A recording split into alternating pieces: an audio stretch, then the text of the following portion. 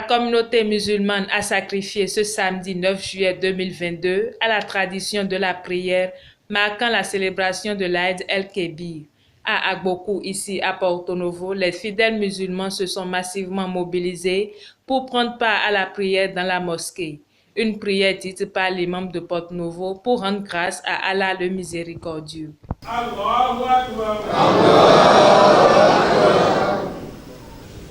التضامن مبدأ الأساسي لبناء المجتمع لأنه مظهر من مظاهر الاتحاد والوحدة عباد الله والاتحاد عنصر أساسي في الإسلام وتجاهلها ذنب يؤدي سخط الله وعذابه في هذه الدار وفي الآخرة. La première autorité de la ville aux trois noms, Charlemagne Nyankoti, exprime sa joie d'être aux côtés des fidèles musulmans. Vous savez, la ville de Porto Novo est une ville dans laquelle, je dirais, il y a beaucoup de musulmans. Donc il y a une très forte communauté musulmane ici. Et c'est pour nous une joie d'être à leur côté en tant que maire de la ville pour commémorer cette fête. Cette fête qui traduit le sacrifice qui a été fait pour sauver la vie d'Ismaël. Donc c'est une fête qui pour nous doit être un instant de vivre ensemble que nous souhaitons pour la ville, pour le Bénin, un instant pour rappeler les bases fondamentales de la paix. Et j'avoue que c'est avec joie que nous avons participé à côté de la communauté musulmane de Porto Novo à cette fête. Et au cours de cette fête, nous avons suivi la prêche et nous avons vu combien la communauté tient à la paix dans le pays et soutient les autorités à divers niveaux dans leurs prières. Nous leur souhaitons une très bonne fête de Tabaski. Le préfet de l'Ouémé a également marqué de sa présence cette séance de prière, ainsi que le ministre des Enseignements maternels et primaires, Saliman Karimou, et d'autres autorités politico-administratives. La leçon que je retiens personnellement de la célébration de la Tabaski, c'est de deux ordres. La première leçon, c'est d'abord la notion, disons, de reconnaissance. Et après la reconnaissance vis-à-vis du Tout-Puissant, je retiens toujours cette notion d'obéissance.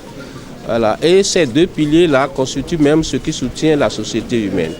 Et lorsque vous faites une promesse à l'Éternel, il faut pouvoir l'honorer. Et lorsque vous honorez votre promesse vis-à-vis de Dieu, il est évident que vous puissiez le faire vis-à-vis, n'est-ce pas, de vos semblables. Ça, c'est la première signification de la fête de Tabaski. Qui vous souviennent que le prophète Abraham a promis à l'Éternel que s'il lui donnait un enfant, il allait le sacrifier. Alors, il a tenu sa promesse. Alors, première leçon pour nous les humains, prenons l'habitude de tenir nos promesses, nos engagements. Et pour nous aussi, enfants et autres là, l'obéissance vis-à-vis de nos parents. Et lorsque le prophète a dit à son fils, j'ai promis d'immoler en sacrifice à Dieu, qu'est-ce que tu en penses? Le garçon dit, je suis à tes services, fais de moi ce que tu veux.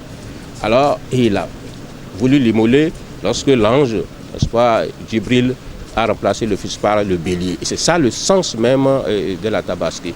Le reste gravite autour. Je voudrais que, n'est-ce pas, au plan national, au plan mondial, au plan même communautaire, que ces deux notions-là puissent nous retenir. Ça, c'est ça qui fait même le vivre ensemble. C'est ça qui fait même la paix autour de nous. Et ceci, c'est à l'endroit de chacun d'entre nous de savoir tenir notre promesse, de savoir avoir la foi. Et je voudrais profiter de cette grande prière, de toutes les prières que l'imam a fait tout à l'heure, que toute cette prière jaillisse sur notre pays, sur le chef de l'État, les membres du gouvernement, le président de l'Assemblée nationale, ainsi que tous les autres membres des institutions de la République. Et à l'endroit de notre peuple, je dis bonne fête de l'Aïd el-Kébir. Je tiens à exhorter la communauté musulmane à plus de cohésion, plus d'harmonie, et surtout à plus de collaboration avec les autres religions du département. Et c'est le lieu aussi de remercier le gouvernement pour avoir bien organisé cette fête. Et je tiens à leur dire de fêter, de manger avec modération, d'éviter les excès de vitesse, de préserver leur santé. Parce qu'après la fête, il faut vivre et continuer à travailler pour pouvoir mieux fêter davantage. L'immolation d'un mouton a mis un terme à cette séance de prière, donnant ainsi le top aux festivités de la Tabaski.